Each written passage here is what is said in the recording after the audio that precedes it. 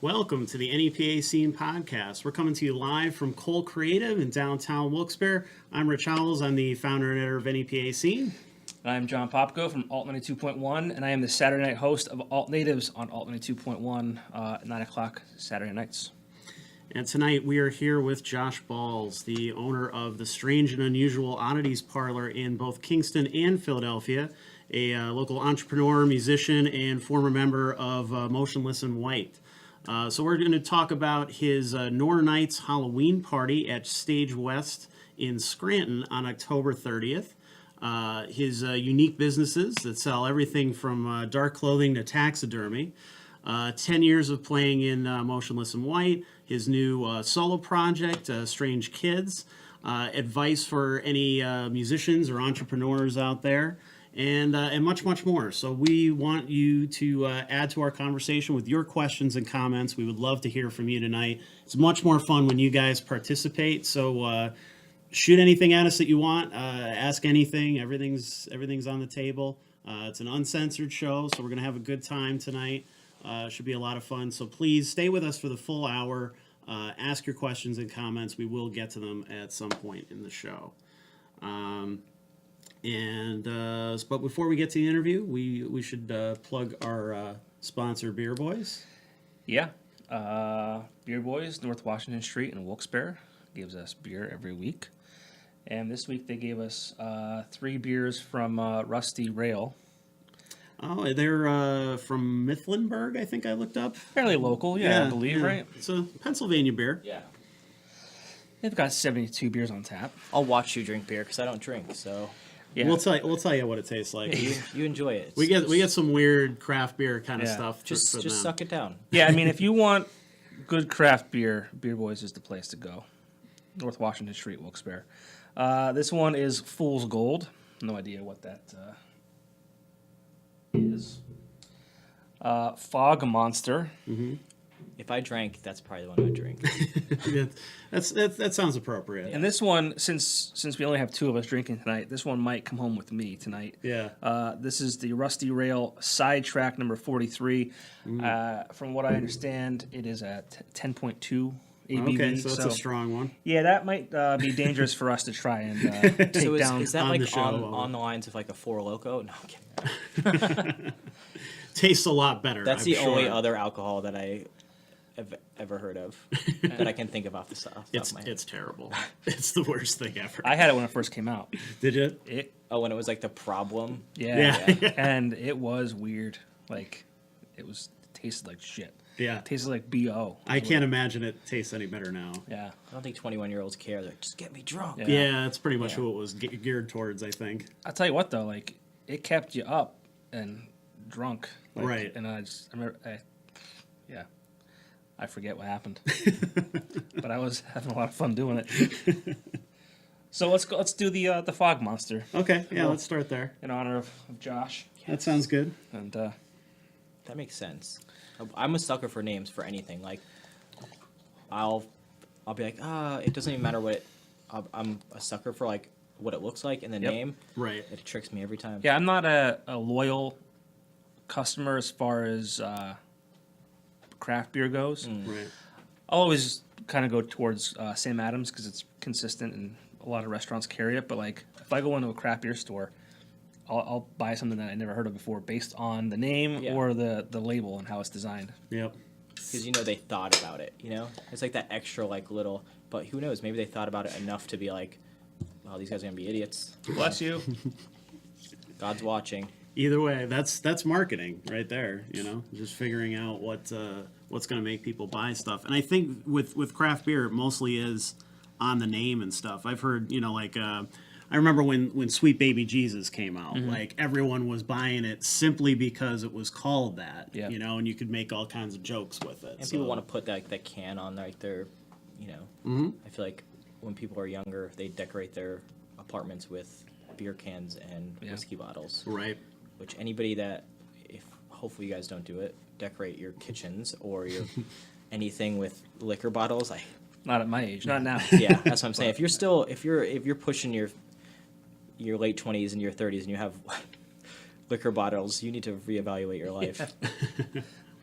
This is why you're still single. Pretty much. But yeah, the support Beer Boys. They have some great stuff on tap. This is actually really good. Yeah, it tastes like an IPA. I'm Yeah, assuming it's a very hoppy Yeah. IPA. Yeah, I'm not a big fan of IPAs, but this is good. What's IPA? India Pale Ale. Oh. That's what it stands for. Yeah, it's usually very hoppy. Sometimes like grassy, Very skippy, you know? hoppy, jumpy. Yes. I'm saying that to somebody who doesn't drink, so Yeah, it doesn't make yeah. much, you know. Yeah, I don't know why we're trying to explain it to you. Yeah. I know. I'm just More trying for to our viewers than it just is trying to- for you. Right. Yeah, just in case people have questions, I'm visually seeing it, and they're hearing it and seeing it, so they get it. Yeah. Right. They understand where I'm coming from. Is there entertainment this week at Beer Boys? I believe so. I didn't have it written down. Well, they do live entertainment on They do Friday live and Sat- entertainment on Fridays and Saturdays. Yeah. They usually tag me in it. I didn't see anything tagged for this We had a week. DJ last week, but that might be this week. We'll Well, we'll get to that. Yeah, we'll plug the V Spot, who is our other sponsor. They have live entertainment every night of the week. This week they have Eric Ruddy tonight, Patrick McGlynn on Thursday, Project 90s on Friday, Nowhere Slow on Saturday, and DJ Huff is hosting karaoke on Sunday. And of course, our NEPA Scene Rising Talent open mic is still on Tuesday nights through the end of November. If you want to vote for your favorite acts, you can go to nepascene.com/risingtalent. There's only a couple more days left on September's, and then we're going to start the voting for October. So anybody who showed up in October twice is eligible for those prizes that we give out every month. So we're excited to see who wins next week. It's kind of been neck and neck between two acts for a little while, so it'll be interesting to see. They have live wins entertainment every night. The V Spot does, yes. That's super impressive. Yeah, and it's a variety every week. Like you never will see the same thing Yeah. twice within months, and he'll book them out like 3 or 4 months apart. So Yeah. you never see the same thing twice when you That's go there. awesome. It's It great. sounds like a headache, so I appreciate whoever that is. That's our buddy Vinny. Yeah, he'll give you a headache. He's like, fuck you. Yeah, he's good at that. Yeah. Real quick, back to Beer Boys. Yeah. There is entertainment. They did tag you, by the way. Oh, okay. Oh, he's just not paying I just didn't attention. see it. Burn. On Friday, October 26th, which is this Friday, it is Chillin' in Public with Nick Bilski. Mm-hmm. And then also, they're open at 9 a.m. on Sunday for the Eagles versus Jaguars game with Kegs and Eggs. Oh, interesting. And we're starting that early, huh? Well, yeah. I think of Kegs and Eggs. I think. Well, they're Pat playing Parade in Day. they're playing in London, I believe. Oh, Yeah, okay. Wembley Stadium. So it's going to be on like super early for. So yeah, Kegs and Eggs on Sunday for the Eagles game. So Okay. wake the fuck up and go. Well, let's start by since we're on the subject of businesses, let's talk about your business first. So, the strange and unusual. How do you even begin to start a business like that? Because it's not like there's a business plan for something like that, as opposed to opening a bar or restaurant or something like that. It was really weird. My ex-fiance and I, our idea of our first time, our dating life was us going to estate sales, flea markets, going in like all around, and we both lived in 2 different places, and I lived in Mountaintop, and I had this big garage. So at some point, it was just filling up, and I had all this crap, and I'm like, man, this would be super cool to make things and push, have something like this in this area, and we weren't sure if it would be like a good idea, but we're like, you know what, let's just try it out, and it just it stemmed from that, just us collecting things. Like even when I was on the road, I remember this one girl brought me 5 cow skulls in Iowa, and I actually got in a big fight with our tour manager about it. I was like, I want to clean these skulls, and he's like, no, we're trying to park the bus. That's it. He's like, stop, and I just kept bothering about it, and we literally got in a fist fight about it. Me cleaning skulls. Such a weird thing to say. I know. I have to clean these skulls. Yeah, the dudes used to get mad at me because I would bring on like I remember one time I slept with a full coyote mount, human skull, 2 ram skulls, and a raccoon mount in my bunk because I felt bad because they would always get mad if I put stuff in the trailer because like the merch people had to move it or whatever, so it would come back to me and I'd be like, oh god, or like I couldn't put it under the bay because that's where everybody's suitcases went. Yeah. So it'd be like me, and then a coyote, human skull, other skulls. So I'd like climb into my bunk, and a bus bunk is maybe 2 bodies wide, so it wasn't like I had much room. It's like it's legit a coffin, but it kind of just stemmed from me collecting things and really getting. And it started small. It's like my first skull versus to what I have now. Over we opened the store 5 years ago, and I feel like it's drastically changed. And it was just kind of just on a whim. I just wanted to do something outside of the band that was fun and intriguing and different that I haven't seen really anywhere else. Because at the time when we did open, there was only Obscura in New York and like maybe 1 or 2 other like oddity stores. And I wanted to be like an antique and oddity store. Like I wanted to be like that world in one rather than Right. 7 other stores. Like we're an antique store, we're a taxidermy place. We are we sell framed insects, we sell skulls, salt lamps, candles, crystals, jewelry, clothing, shoes, everything in that wheelhouse, like Right. Darker clothing and darker shoes, and the jewelry is like made of bones or crystals and very like witchy, and so we stay in the same, like you won't come to my store and be like, oh, there is this was definitely from Walmart or Right. Bon-Ton. But so you definitely can't find a lot of our stuff anywhere else. Can I go back a minute? Yeah, A human skull. I have lots. How do you obtain a human A lot of skull? it's I buy out old collections. Because in the movies you see a skull on the ground that has decayed and That's illegal.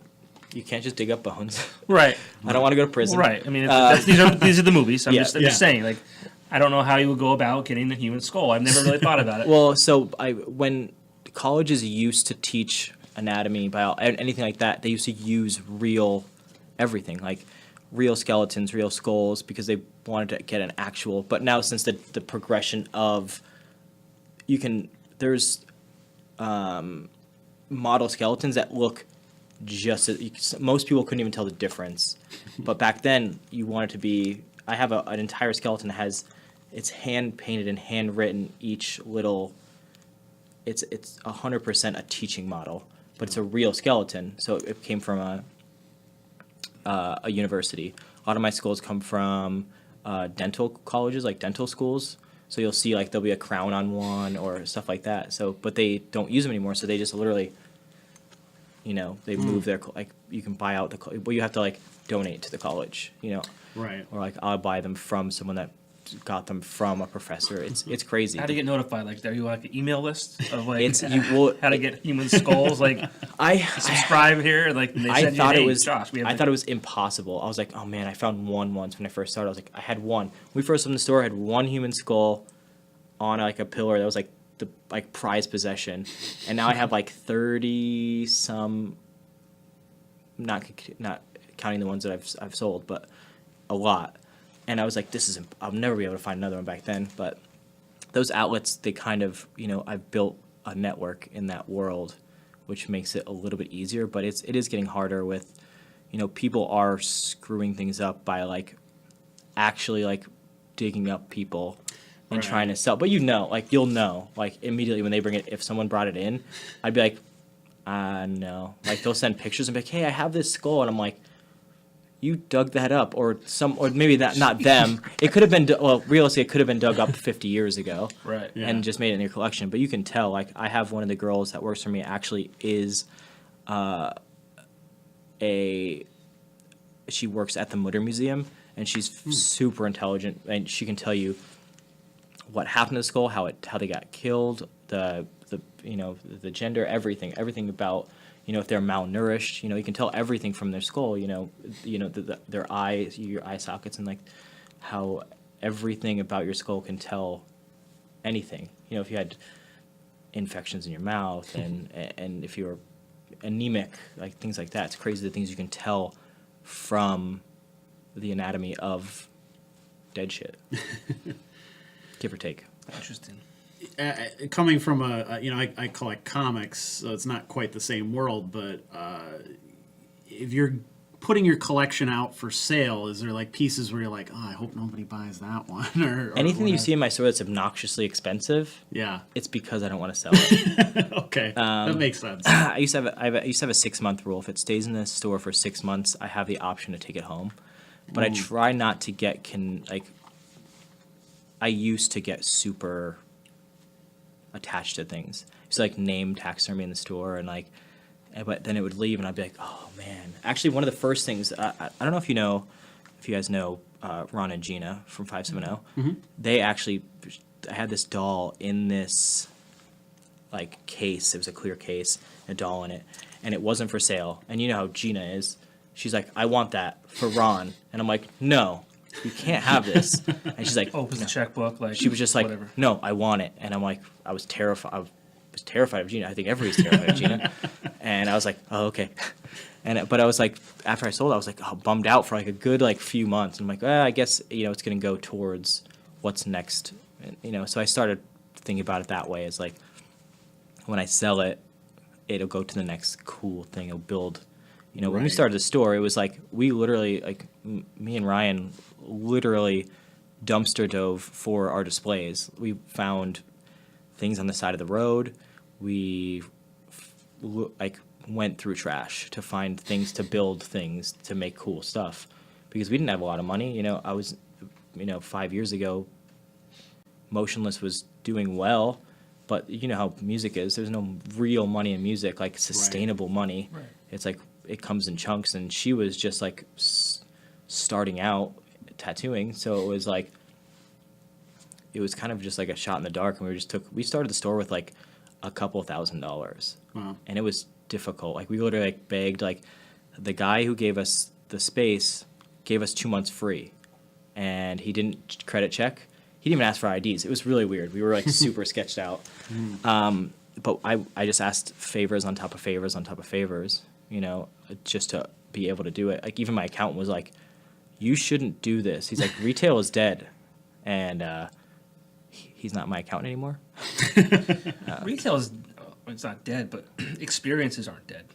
And that's what I That's try. what you do, yeah. I try to make when we just moved like a mile down the street to a bigger location, and I took time in the aesthetic of everything, and I did everything myself, my hands, because I knew whenever I told people what I wanted, they're like, you can't do that. Like I have hidden doors, I have like secret doors in the store that a lot of people don't know exist. And I, even there was drop ceiling. I'm like, I can't do drop ceiling. People are like, just paint it black. And I'm like, no. I literally took it out. I did tin ceiling. I built like another ceiling that, and I did the lighting how I wanted it, like piece by piece. And I even found stuff from salvage yards, built it and made it. So I did everything myself because even the sign out front, I have a giant metal sign. It up on the building, it looks tiny, but it's humongous. And my friend who's probably listening, Jeremy Gordo, was like, you can't do how you want to do it. I wanted it like off the building because the roof goes like this, and I wanted the sign like this. He's like, it's too heavy. It's like, is it half inch? It was 1/4 inch steel. Like I had my friend Pete plasma cut. He has a giant plasma cutter. Cut it out. It's humongous, heavy. It was hundreds and hundreds of pounds. So my friend came over and we welded it together, and we put it up. And I looked at him. I said, I thought I couldn't do it. Because no one wants, it's hard. It was way harder than because he wanted to do it like up against the thing, like this way. And I was like, I don't want to do it like that. And it was literally a pain in the ass. But we tried to pull it up with rope. There was 2 of us on the roof and a bunch of us on the ground, like trying to do it. I had to rent like must have been a a sight. crane thing the next day because we were supposed to open that day. And then also it was Dairy Queen's free ice cream day. So we had 100 people in a line watching a bunch of idiots, and you can see all of us look like this. So it's like a bunch of idiots trying to pull this giant sign up like idiots. Like people are like, why don't you just rent like something? I'm like, Like a bucket or something. I was like, you don't understand how cheap I am. Yeah. Like, I'm a cheap human being. Like, that's why I do everything myself, and that's why I learned how to do everything myself, was being cheap and being, I try to be creative and try to do things myself rather than, oh, like, I can pay this guy to do it, but he's not going to do it the way I want to do it. Right. Because I'm stubborn, and he's going to do it for 5 times the price because it's a specific thing that I want so I just rather watch YouTube videos and learn how to do it myself, or hire a dude for one day, watch him, learn how to do it, and, finish it. So I try to be frugal. Is that the right word? Yeah. Cheap? An asshole? Frugal's a better word. Yeah. Cheap. Yeah. So other than making it like a destination kind of thing, because you have another location in Philly as well, how do you get? Obviously, there's a specific niche of customers who want these type of items. How do you reach them? How do you find them? Especially in this day and age, where like you were saying, retail is not what it used to be. I mean, it's tough. At first, it was really tough because no one knew we existed. So it was like reaching out and pushing to the right outlets. Thank God I had a platform. If I didn't have a platform, Right. like, I don't think we would have survived. Because getting that word out there is the hardest thing for new business owners, Sure. But it was literally the platform from the music that helped us get to reach that audience and push that audience, because like I said, everything I do stays in the same wheelhouse. It's who I am, you know what I mean? Like, in a goth metal band, outside of the band I still wear, I'm not like wearing plaid and khaki, you know what I mean? Like, it's What's wrong with that? Hey, listen, no judging, but I hate flannel. The guys in Send Request would kill you. I literally posted a post that girls should stop tying flannels around their waist, and I got like, everyone was like, why? What? God. And I was like, listen, calm down. Just calm down. Wear a black sweater around your waist. But it's my world. So when I opened the store, I had an abundance of fans that literally just picked the store right up and spread the word. Literally, like, usually businesses don't profit until like year 3 or whatever. Sure. Our first year was super successful, and we grew from then, and it was just literally word of mouth from my fans, which I still hate saying that, so goofy. The fans Yeah. of the band, I guess. Sure. Literally took it and was like, yeah, here's this new band, here's this new thing, and then people would start to reach out to me with like products, and now people like sell stuff to us, and so now I'm trying to be the biggest in that world, so we all network together, and people know where to find us and know that we exist now. But at first, I solely base the growth of the store from that fan base and that platform, for sure. Well, those fans are extremely passionate, and you see them, especially online. Like I see every time if you Google Motionless in White, you see like a million fan drawings and all kinds of posts about there's Facebook groups and all kinds of things dedicated to that. So I mean, you probably want to live a somewhat private life, but also you have to kind of live in public. How do you kind of balance those two, where you give them a little bit of who you are, but you don't want to, give them every detail, like what you're doing in your life, or anything like I guess that. I guess that's fair. I mean, I don't really post too much about my personal life ever, and that's not because of that. It's just because I think I don't like to tell anybody anything. So I like people's idea of me is so crazy. Like, I hear a million other stories, and I don't correct them. I don't say anything, and I kind of stay under the radar, Right. And it makes for a more, like, I just remember back in the day when there was no internet, you thought these huge things, like, think of, like, I remember the first time, and I didn't talk to him at all. We toured with Manson in Australia, and I was like, I don't want to talk to him. I don't want to ruin it, because the idea that I have of him is this, and if I talk to him, it's either going to be awesome, and he's going to treat me like a piece of shit, which is what I thought. I was like, man, he's going to treat me like a piece of shit, and it's going to be awesome. But if he came up and he was like, hey, bud, how are you? I'd be like, I hate this. Done. I literally, Done. I went in the green room, and I stayed in there, and I didn't talk to him once, because he's like one of my, like, Idols, yeah. I was like, no. Like, I've talked to so many, like, like icons are ruined for me because they come out and they talk to you and you're like, oh, you're so nice. I thought you were gonna be a piece of shit. I thought you were gonna be this huge rock star. Like Corey Taylor from Slipknot is literally the nicest human being I've ever met in my life. Like I was eating lunch by myself one day on that tour, and he came and sat next to me and was like, "How are you? Like, how are you enjoying the tour?" Like, Wow. and I'm like, "Oh man, you're awesome! Like this, I thought you were gonna like punch me in the face and light me on fire or something."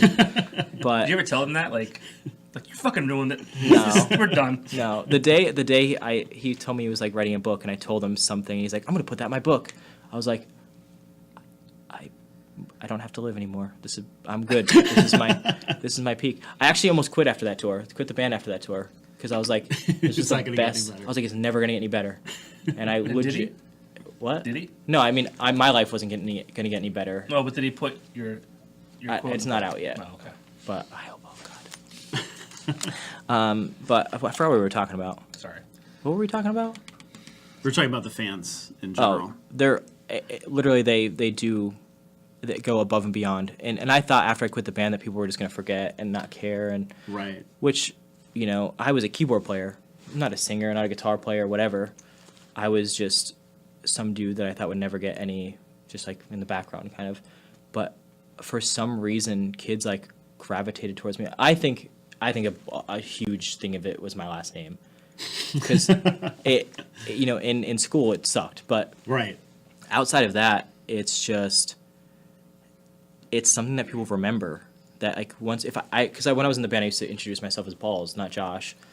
I don't do that anymore because I can't do like the bank and be like, hey, my name's Balz. But Be money. yeah, but I used to introduce myself as Balz, so you can't really forget that. So when Right. people are like, oh, Motionless, it's Chris and Balz, and you know what I mean. So it would, Yeah. you know what I mean. So I think sticks in. it would stick in their heads. So Yeah. I gained this. I built a character, you know what I mean? Mm-hmm.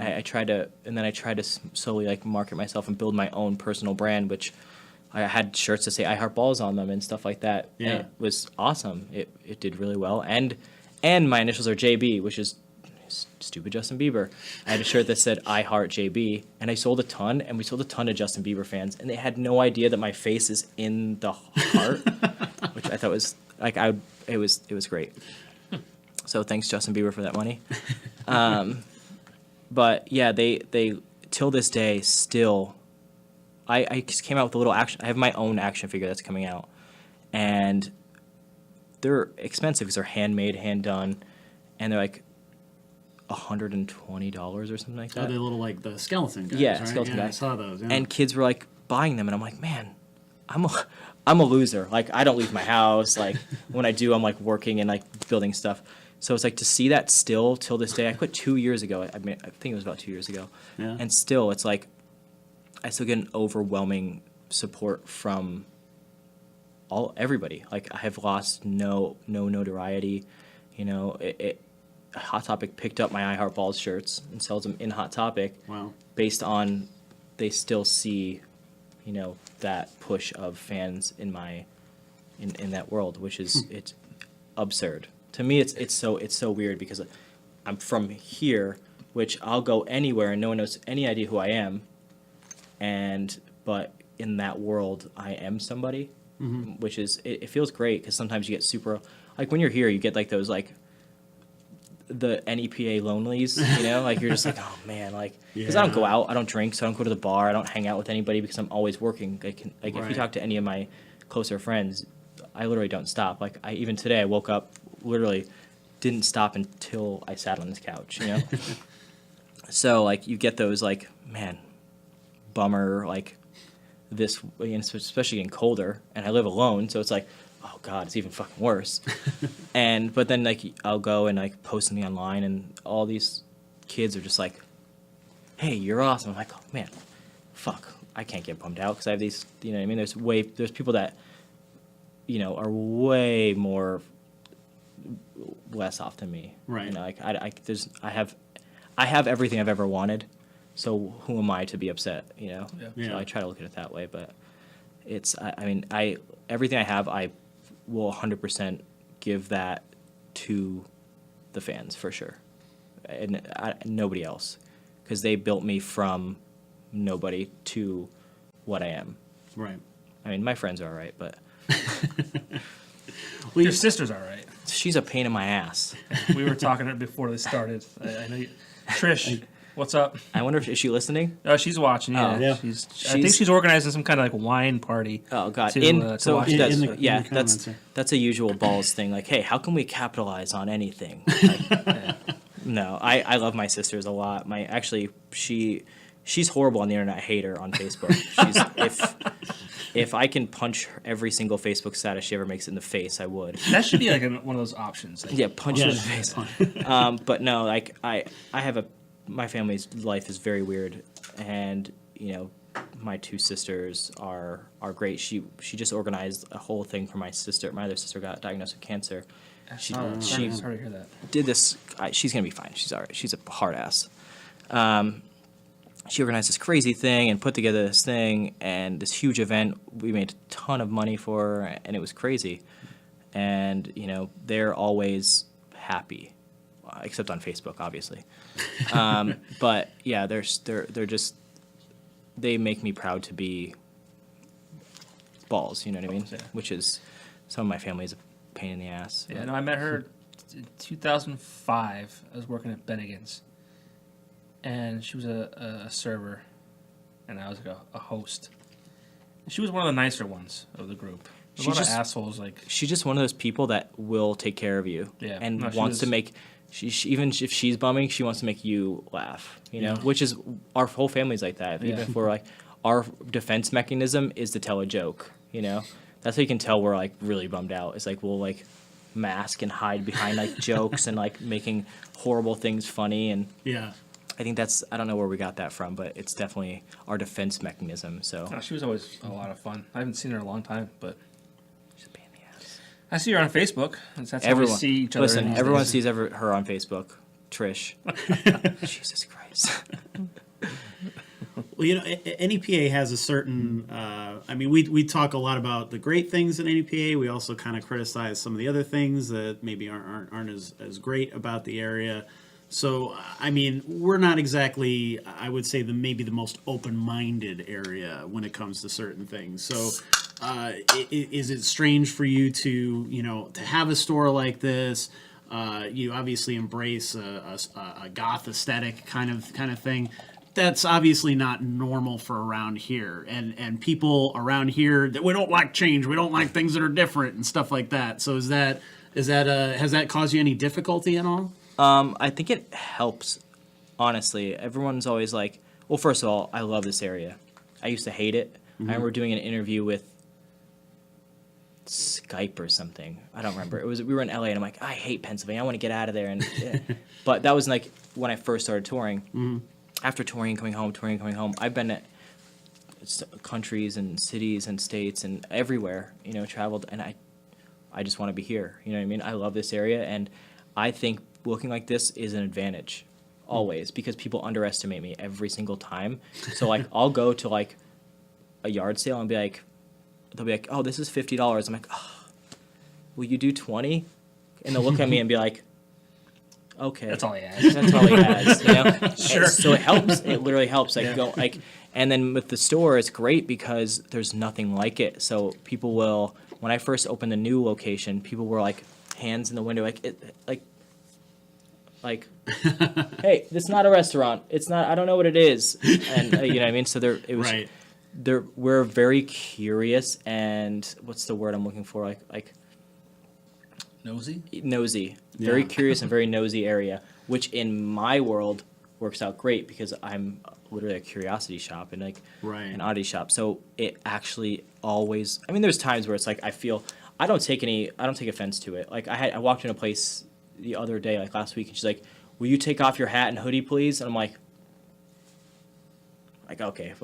I look like an asshole. Like I look like I'm gonna like start some shit Yeah. sometimes. Like I have a shaved head, tattooed head, like so like I can see some People are, have certain preconceived notions. yeah, some people are really terrified of me, but it always, for some reason, it always comes back, because when people think you're really terrible, but they see that even if you're okay, that whole gap is like, man, he's a nice guy. Like even if you're like okay, like Yeah. they're immediately going to think you're 1,000 times better because they had this horrible Yeah, you were connotation. shitty. Yeah, You were like terrible. going Right. from shit to like an apple. Yeah. So they're like, oh, okay, this is okay. I can breathe this. It's actually, you know what I mean? It's like if you thought you were gonna, or if you're gonna eat a cockroach, you're like, this is gonna taste like, oh my god, I can't. This is gonna be horrible. You eat, and you're like, oh, it tastes like chicken. So it was like it was okay. I think, and then you would talk about it, but whatever. But it's definitely wasn't what you thought. Because I'm not an asshole. I'm an asshole. I am an asshole. But in a different light, I'm very like stubborn. I'm a stubborn person. That's what makes me an asshole, I guess. But yeah, I forgot what we were talking about again. I'm losing it. And you guys are the one drinking. I'm over I here. know, right? Maybe we should start. I don't know. Yeah, never a better time. So you did the Motionless and White thing for 10 years, toured all over the place. Are there any particular stories you like to tell or things that stick out in your mind as particularly special moments to you or to your growth as a person or anything like that over that time? I mean, there's a couple. I mean, the first time going to Mexico or like South America, they literally treat you like, I never felt like a rock star. Because in the U.S., people don't care if you're in a band unless you're Justin Bieber. God, maybe I am a fan. No, he's actually all right. But people don't care. So you tour the U.S. and you're just people put you on a pedestal for sure, but they don't Sure. treat you like you're a god or like super crazy because we were just dudes in a band.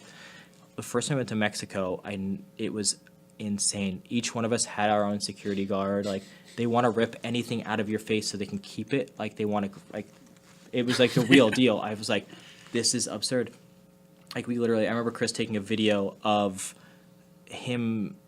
Of all of us getting out of the transportation vehicle one by one, and it was, I've been looking for it, I can't find it, but it was crazy, and I never felt like that before. I was like, oh man, it makes you feel, everyone has an ego, and everyone has to have their ego stroked, and it was just like one of those moments where I just felt like unstoppable or like unreal. I was like, this is unreal, this is crazy. But on the other end of the spectrum, I remember touring in a van and staying at people's houses, and I remember the one time we stayed at this one house, and I don't know if honestly I tell the story a lot, and I don't know if I like dreamed it or if it's real at that. I'm at that point of like the story. I feel like I tell it enough where I'm like, Yeah. man, is it real? But I remember the one time we stayed at this house, and I walked in, it was really small, like the roommate, it's always like a roommate of somebody or whatever, Yeah. and they didn't like us, so I was like, I'll just sleep in the van, I'll sleep on the floor. And I remember everybody coming out and being like, we gotta go, and I'm like, what happened? And I'm like, there was a cat, it was sleeping next to Chris, and when he woke up, the cat didn't move, and it was dead. And I'm like, oh, so a cat died next to him while he was sleeping. And I'm like, man, it just sounds like too good of like not good of a story. I mean, but it seems so unreal that I'm just like, oh man, like holy shit, like that stuff has happened. Like I miss touring in a van because that was when like cool shit. We used to stay at people's houses. We used to like, I remember one time we used to tour in an RV, and kids, because we park out for the venue, so kids knew it was us, so they would knock on the door all the time, knock on the door. So at one point we put this like sign that said like something horrible. It was like something about like Satan and all this bullshit. And we stayed at this one person's house. A couple people stayed inside, and we were in this community. And 5 or 6 o'clock in the morning, we just hear this guy pounding on the fucking door. He's like, get your devil worshipping asses the fuck out of here. He's like, you guys are pieces of shit. Like, you can't be in this place. We're like, what? Where's he getting this idea from? Like, what is going on? Like, who told him? Yeah. And we opened the door. We thought we had this horrible like thing like right facing the street. So Yeah. it was pretty hilarious. It was funny. Or like some girl gave us this Halloween porn once, and so we put it on the TV and like played it like super loud, like next to this like the line of children, and we're just like, this is horrible. Like, we didn't know what it was at first, and we were just Right. playing it. We're like, and you can definitely hear it, like some chick getting fucked by like Michael Myers or something. I don't know. But there's definitely a bunch of weird and like selling out venues or playing in front of like in Europe, playing in front of like 50,000 people. Yeah, that's crazy. Yeah. It's super weird. And then just to think about like me driving down Wyoming Ave now, like No big deal. like yeah, hey, I'm a normal Joe. I'm going to Price Chopper. Well, market 32. Yeah. Yeah, it's super weird to think about, like, you know, and nobody really treats me like that, you know, which is, it's great.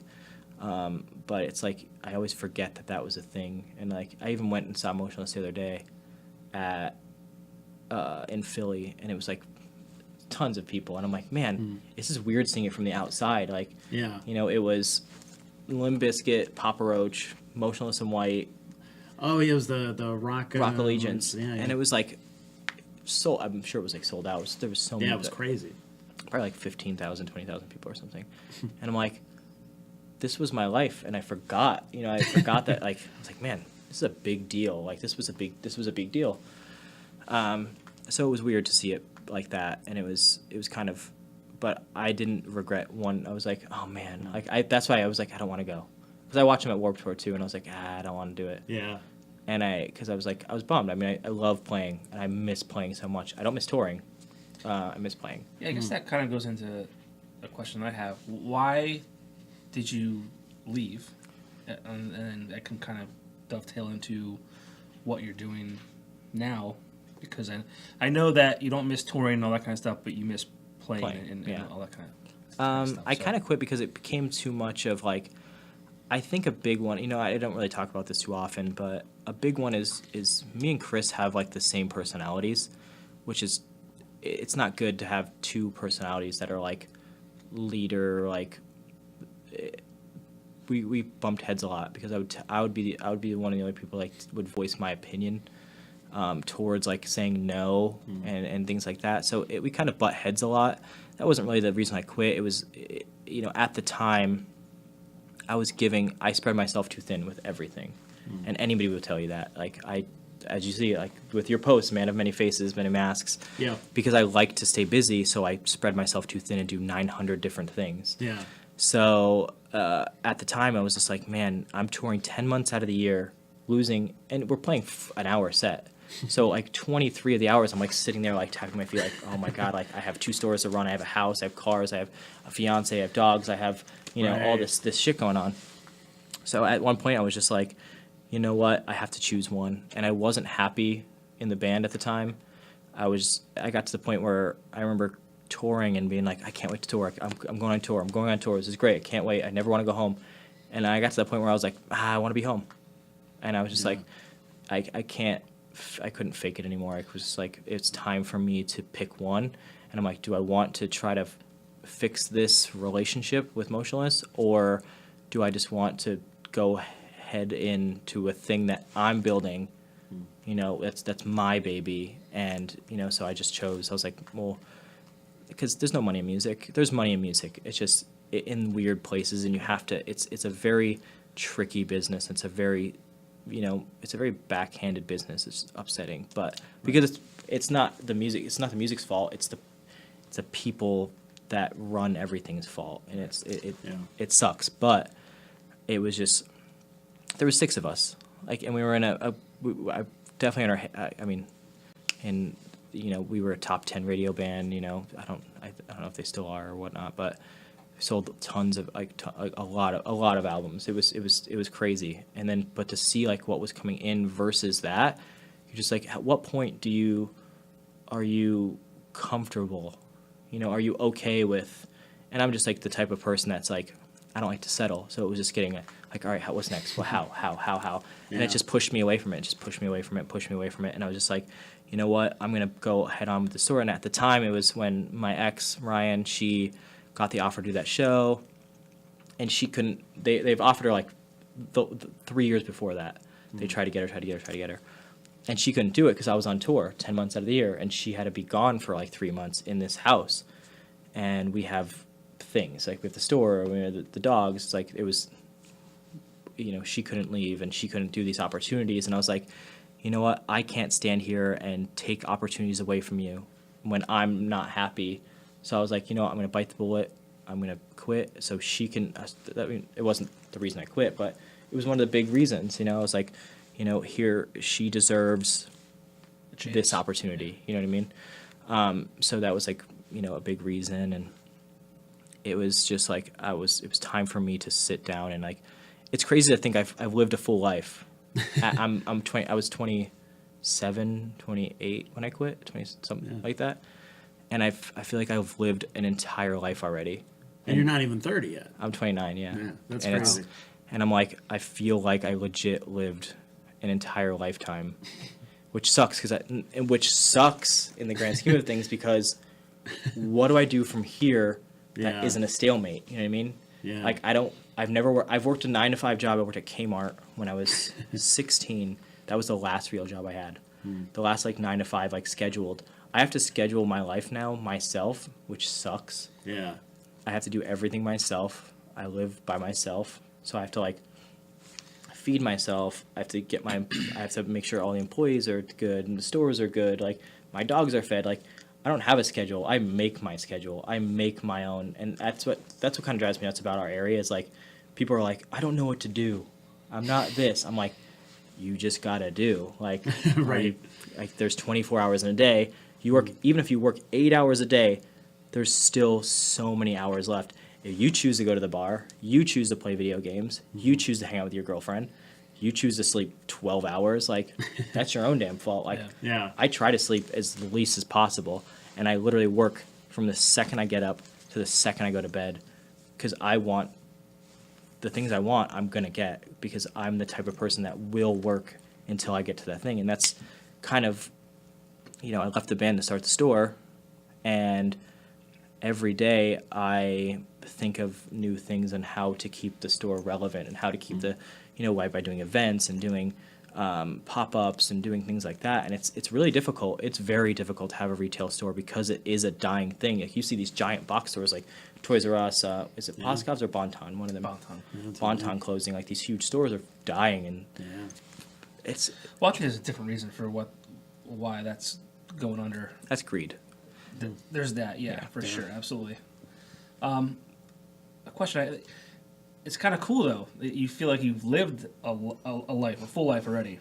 Now you have an opportunity to live, I don't want to say a new life, but kind of like a new life. Like I did this, like I lived 100 years, and now I get to do this now. Because like a lot of people live, 75, 80 years, and it's like, well, fuck, I didn't do anything with this. Yeah, and that's what, now you're now it's you have a second shot almost.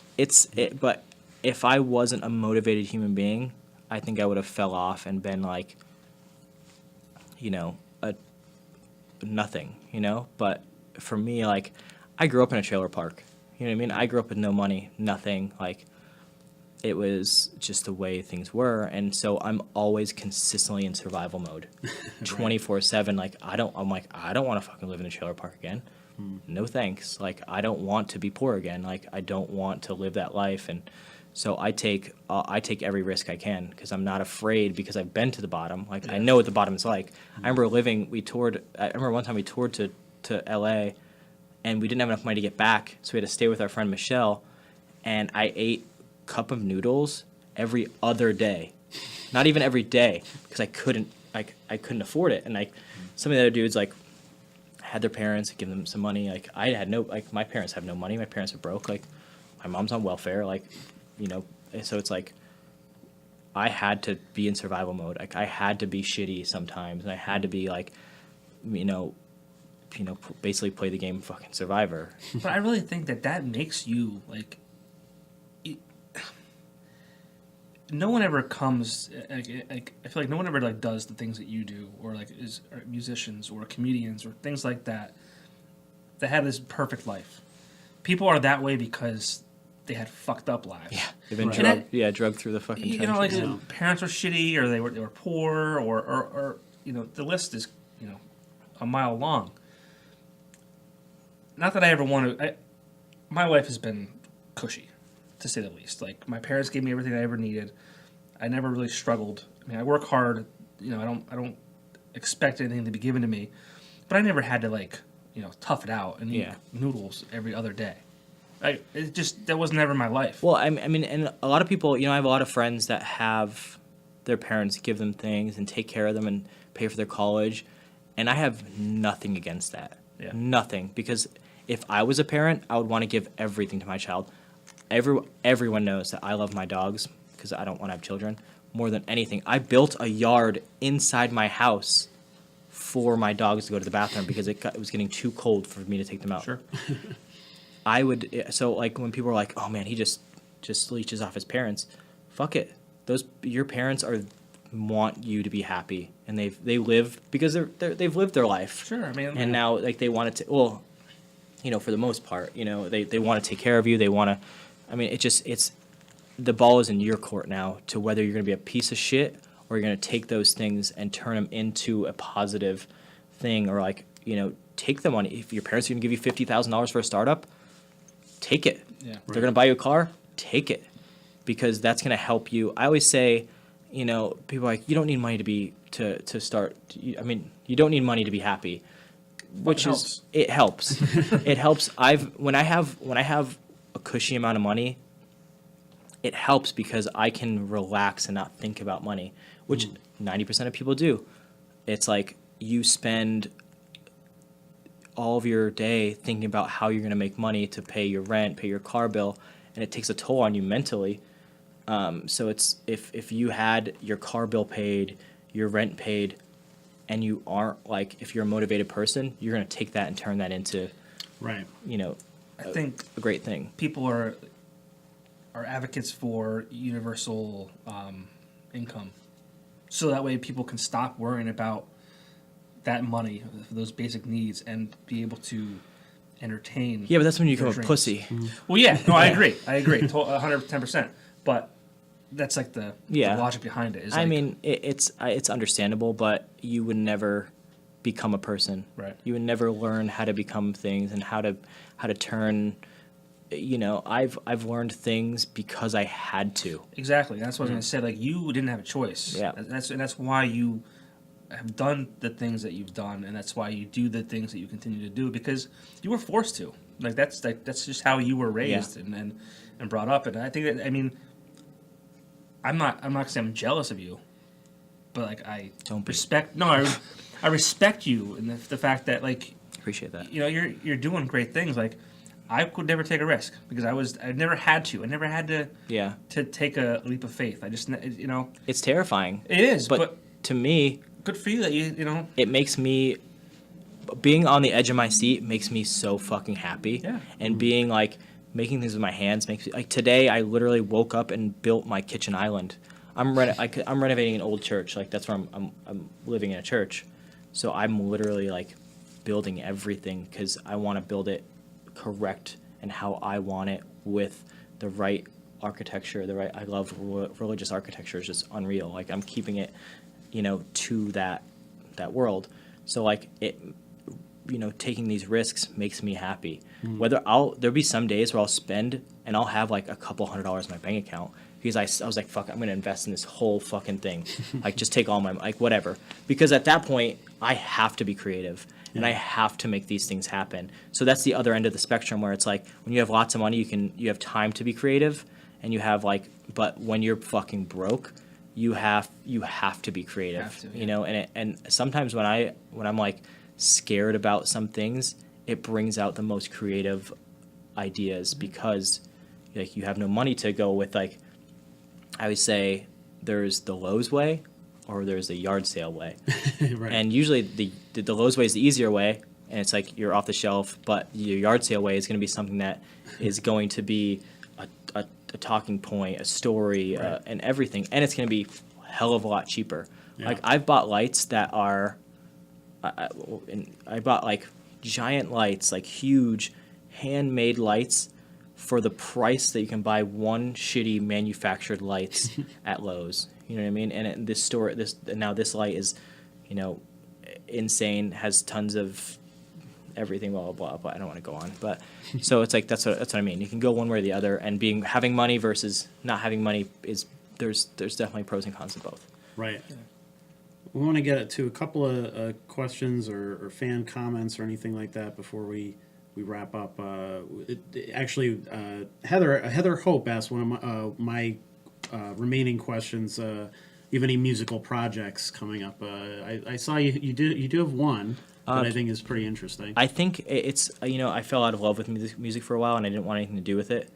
But after a while, my friend would send me stuff. His name is Jake. He's awesome. He's great at helping, and he was just like, hey, we should do something together. And so we started the Strange Kids thing, and it's just, I don't have to do it tomorrow. I don't have to be like, this label's like, here's money. You have to have this album out in 30 days. Right. So I'm doing it at my time, you know, and it's great. And it's whatever I want. Like the song that we released is like a poppy gothy song. But the next song I'm releasing is super fucking horribly depressing.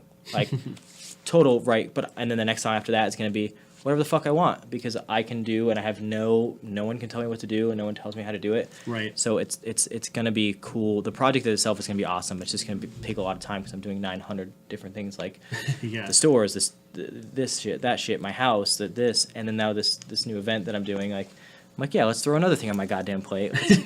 Right. So it's all right. So we kind of expect things when they come, so to Yeah. speak, for that type of stuff. We did play, if you were listening earlier, we did play the remix of the first song over the credits. So if you want to go back after the show's over and listen to that, you can, or it's Or it's not, on whatever. YouTube or Yeah. a bunch of other places, who knows? Spotify, I think. Who knows? Mr. Joe Caviston, he said, so he wants to talk about Noir Nights a little bit, which we should get to Sure. before we wrap up here. So this show is definitely something very different. I don't think anything that we've posted about Halloween-wise has got anywhere close to the attention of that. And I think there's a good reason for that in terms of the description of it alone. I mean, I wanted us to. What stemmed from I wanted something to do on Halloween, and I wanted something cool to do. And I don't go out, I don't go to the bar. Like everyone's having like their thing, and I'm like, Yeah. you know, I don't want to do this. So, you know, in my eyes, like the usual, I'm like, well, I'll just make something. So I Yeah. I hit up Joe, and he was just like, I'm like, I want to do that. Listen to this idea, and he's just like, I love it. So we literally just built it, and you know, I just wanted to bring something to our area that has never been here, that it does exist it kind of exists in other places, you know, and I want to bring some kind of like, our area is growing, you know, and bringing culture and everything to our area is very important. So I feel like bringing this event to this area is a start of something that I can do in, you know, if this one does well, I'd love to do way more of them. It's a subculture that a lot of people are into that don't want to talk about it. Right. You know, that, you know, it's not, I remember somebody's like, because I'm keeping it very like, whatever you see, because that's how I like to do. I think I like mystery, and like you have to see it to understand it. And someone was like, "Is it an orgy?" And I'm like, "No." What? Like what? Or on the casting couch. Yeah, well, yeah. There's a lot of jizz on this couch. So I feel it. But it was like people thought it was an orgy, and I'm like, "What the fuck?" But I'm like, I wasn't gonna correct them, but I was like, you know, I put like hashtag not an orgy on one of my posts.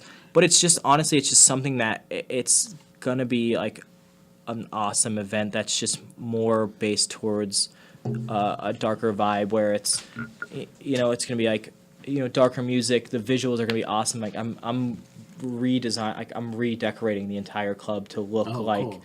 you know, my style and my vision of what I want a club to be like. Because I'm not going to go open a bar. Yeah. I don't know anything about alcohol. And I'm not going to start, you know, I would love to own a goth club. You know, it'd be awesome. It's, you know, I love that lifestyle and that everything. So I just want people to understand more about that world, and I want to introduce it to our area and let people that aren't comfortable about talking about it, you know, that whole, like, there's some girls that are wearing, you know, latex and leather harnesses and Sure. and masks and stuff like that are going to be comfortable there, because I have no photography allowed. I'm having one photographer, who's my friend Chris McKenney, which a lot of people don't know that he's going to be doing it.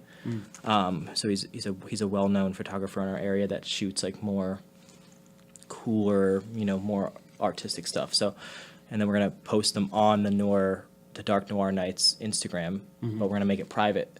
Oh, cool. So like, you can only, if you're a part of it, you can see the pictures that were posted, but you're not allowed to use your phone and take pictures. Right. Which I just want people to be comfortable, and I want Yeah. people to like, if you want to be a fucking weird freak for a night, go ahead. If you want to wear, you know, I know some girls are wearing like BDSM style outfits, and you know, we're gonna play like very dark synth music, but I'm trying to ease into it where it's not crazy. Like, there's not gonna be like nudity or anything like that. It's just gonna be like a very cultured goth event, you know, where it's, I want to introduce, I think if this one does go well and we do more, they might get a little crazier. Yeah. But I just want to kind of test the waters. Like, I am doing a couple weird things that, I mean, I'm not going to talk about until, you know, I think I want people to see it. Yeah. But it's definitely going to be something that is going to pique the interest of people once they see it. And I wanted to do no photography because I wanted people to be comfortable and whatever, and especially like females if they're wearing, you know, latex or, you know, almost no. There's this one girl that sent me a picture of her outfit, and I'm like, yes. I'm like, you know what, you wear that. Like, I'm trying to convince my one friend Mikey to have these one girls walk him in on a leash, like, and have like a crazy leather mask on. Yeah. But yeah, I like that lifestyle. I like that.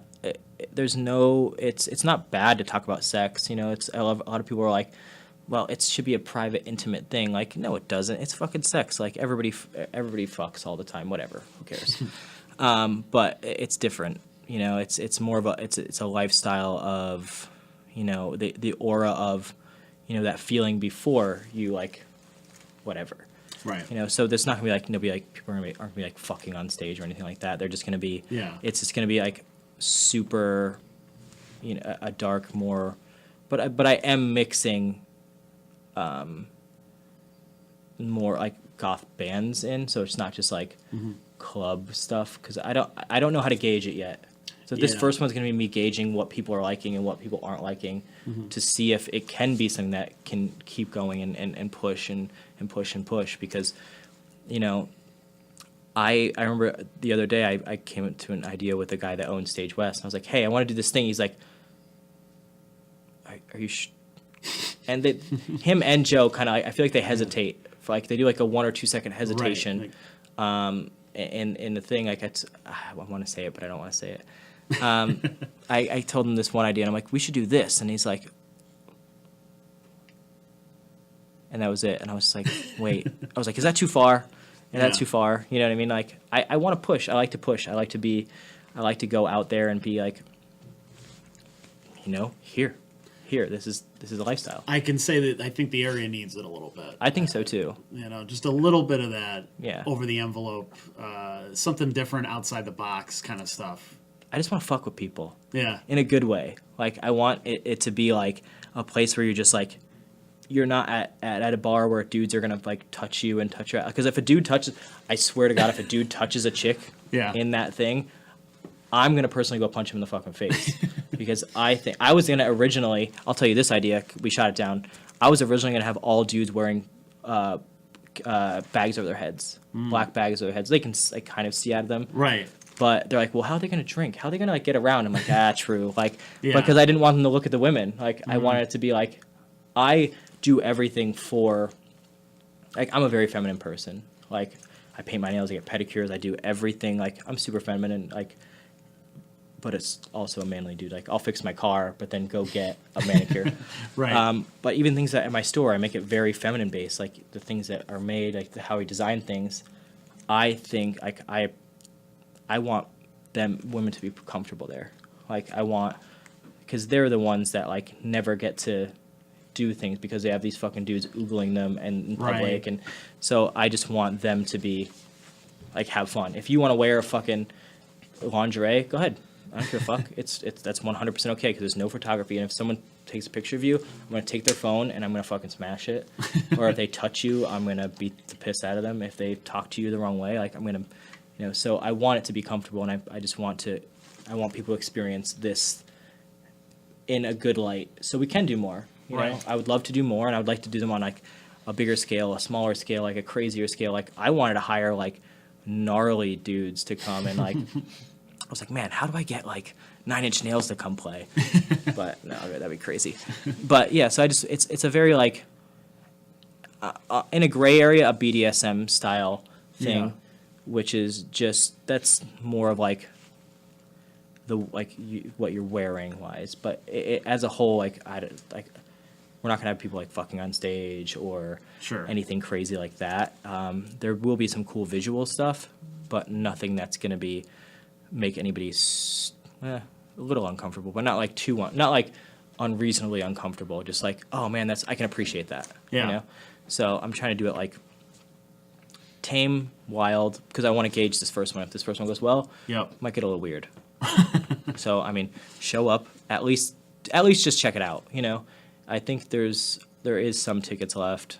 You can buy them in advance. It gets you in the door early, and I think you save like a couple bucks. I think we're doing like $12 at the door, 13. I don't remember, something like that. It's a little bit more than what is online. So, buy your tickets, get there, because I'm not sure if it's gonna. And that's another reason I wanted to do it on a fucking Tuesday night. Yes. Because I was like, I don't want to do it on a Friday. I want people to enjoy It it. leads right into Halloween, which Yep, is perfect. Mischief Night is great. So I mean, it made sense to me. Yeah. So Again, it goes into creating an experience. yeah, Yeah. I wanted to do and people ask me also if they can wear costumes, and they can, as long as it's with the attire, which is strictly all black. If you wear white shoes, you can't come in. If you wear something, if I can see any kind of color, you can't get in. Just because. That's what Joe asked. He's like, if I wear non-black, what happens? I was thinking about going and buying black T-shirts. I And saw you post selling that. them. Forcey people. Selling people. Well, it's an extra way to make money. Fuck it. If Yeah, you're absolutely, If right? you don't know by now that you have to wear all black, then you have to pay the price. Absolutely. Like, I'll go buy black shoes, black shirts, and black sweatpants. I don't care. I'll sell it to you for 5 times what I They paid make for you them. put a tie on if you go to a nice place. Yeah. Something, Yeah. Certain places. Sports jacket. Yeah, you sports know? jacket. But I or think something, I think sure. a big thing is like, what do I wear? What can I wear? What can I do this? So I mean, a big thing is you can wear whatever you want. You can wear black pants, black shoes with a black T-shirt, or you can dress the nines and wear. I was actually looking at this crazy Lady Gaga American Horror Story like S&M Yeah. Yeah. huge latex thing. I was like, man, I hope someone comes with that, because that's gonna make me super happy. So if I had white laces, no good. Nope. Nope. All right. Black. Everything black. So go to Walmart. They have $5 black on black shoes. Like, you're going to end up buying Halloween outfits anyway. You can use a pair of black shoes. If you don't have a pair of all black shoes, you can use a pair. Because I think that's going to be the biggest issue is shoes. Right. A couple people will be like, what about my shoes? Can I wear brown boots? And I'm like, no. Are they black? Just No. wear black boots. Like, just get black shoes. Like, You have black knee-high boots. Like, I don't want to see any color. I was fucking with some people. I was like, I'm gonna wear all white, and be the only person just in white. you could though. I You don't. could do that. Yeah, I could do. I can do whatever the fuck I want. Yeah. But I don't I feel want like you should. I feel like you should walk in with just all white. just a white. I'm gonna get a white fur jacket. yeah. Oh look, if I can find one, I'll wear it. But if not, I want to hide too. I'm terrified of public things. So, Did you of try to course. see it? Sorry. No. It's very nutty. We do unfortunately have to wrap up. Very Just want to real quick, just with some rapid fire. Jer Tobin says, what's your favorite thing about Pittston, if any, besides your house? That would have been the number one. Actually, everyone's really nice to me. That's one thing that I thought, and it's an up and coming place where everything is starting to look like Main Street in Pittston is awesome. If it grows from there, I think it's gonna be great. Like, I'll have to ask you offline here where about in Pittston you are. I'll tell you. Yeah. Yeah. I'm not in Pittston. AJ Crossley, the new casting couch set. Yes. Just jerk off on that's. Your sister said lick the couch. Lick Your sister's been very active in the comments. Of course she has. Yeah, he's not surprised. She's a by that. troll. Any good questions? Treasure troll. Oh no. Let me change your name on my phone. So it's this Tuesday, the 30th. What time? I think it starts at 10. 10. Okay. I could be wrong. It's Stage West. Sure, Stage Joe will West, tell us. Main Street in Scranton. It's on Tuesday, the 30th. Noirnights.eventbrite.com is where you Yep, can get the tickets. tickets. I think the link is in my Instagram bio. Like I said, it's all black attire. You can wear, as long as you're in all black, you can get in. There's a small cover, but it's going to be awesome. Awesome. Oh, and Tom Bonomo says, for the record, that opening track was amazing. So props to you. Tom Bonomo, you can eat a dick. I'm just kidding. That's kidding. the only way. I you love can talk Tom. to Tom. I've known Tom for a long time. Oh, I know. He texted me before. There's Joe. 9 p.m. if you 9 buy p.m. advanced. Okay. So thank you all for tuning in. This was definitely one of our more watched podcasts. Thank you all for watching and joining us. Thank you for being on here. It was great to talk to you again. The last time I think we talked was when you were opening the store, how many years ago? So it's cool. Yeah, it's crazy. So glad to see your success. Wish you best of luck in the future. Thank you to Beer Boys. Thank you to the V Spot. Yeah. And real quick, Michael Turner, you can't do blackface. That's not okay. No, that is not okay. No blackface. No, there's never an occasion where that's You can all right. go full black body. Yes. Is that acceptable? I think that would be all right. He's like, no, no. I mean, because it's not it's a different context. Just wear an all black latex mask and just cut two little eye holes. Yeah. That's the way. And for your nose too. Don't die. Yeah. Don't die. Yeah, please don't die at my thing. Die somewhere else. Die out in the streets. Get outside. If you die inside, they're going to drag you out into the streets. Yeah, and just die somewhere else. Thank you, everybody. We'll see you here. Actually, next week we're going to be off. The studio will be using the cameras for something else, so we won't be here next Tuesday, but we'll be here the following Tuesday. My birthday eve. It's not Halloween. It's my birthday eve. So They're gonna be jerking off. It could be. They could be using it for the casting couch. Yeah. yeah, that's exactly what's going on. Thank you, everybody. Have a good night. Thanks.